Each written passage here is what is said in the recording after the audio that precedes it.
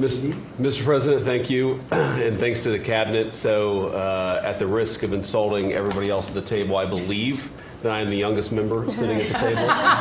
And, it occurred to me that from the time that I was born to the time that Donald J. Trump was inaugurated just a few months ago, we went from, again, 40 years, we went from the world's manufacturing superpower to one in which we depend on the People's Republic of China to make the things that we need. We went from the proudest military in the world to one in which we failed to meet our recruiting goals.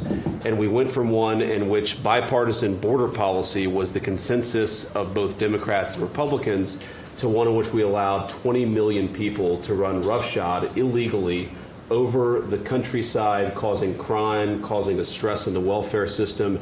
And again, that happened over the lifetime of the youngest member of the Cabinet.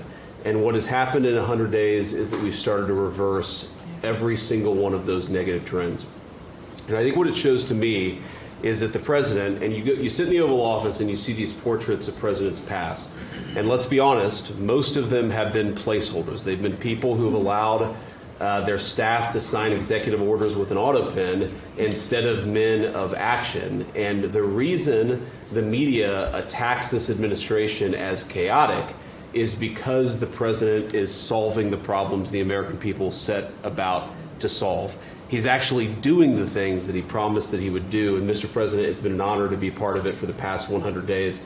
And let me just make one other observation, because it's interesting. I've seen the data, I've monitored it, I've looked at it, but the most underreported fact of the first 100 days is that we came in with a massive recruitment shortfall.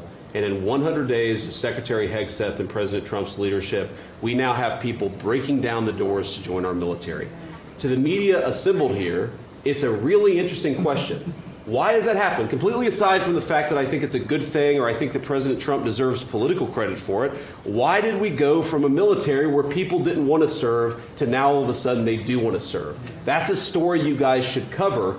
But compared to that, how much time have you instead focused on the fact that we deported an MS-13 gang member with a valid deportation order? And why is it that the press is so focused on the fake BS rather than what's really going on in the country? I think that what we've shown, sir, is that you can do a lot. You can do a lot in 100 days, but you've also unfortunately revealed that too much of the American media hasn't learned the lessons of the past 40 years. Thank you, sir. Thank you. Thank you.